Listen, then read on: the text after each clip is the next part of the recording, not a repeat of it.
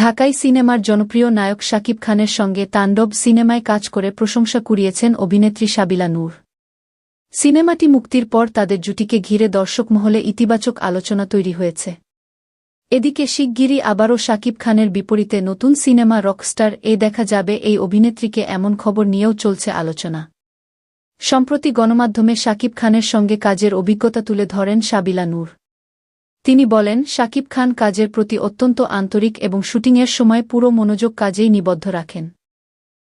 সাবিলা নূর আরও বলেন, দীর্ঘ ২৬ বছর ধরে নিজেকে শীর্ষে ধরে রাখা শাকিব খান তাদের জন্য অনুপ্রেরণার উৎস।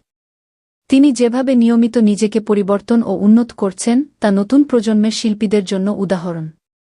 তার ভাষ্য অনুযায়ী, শাকিব খানের কাজের প্রতি এই নিষ্ঠা ও পরিশ্রম থেকেই তারা আরও ভালো কাজ করার অনুপ্রেরণা পান।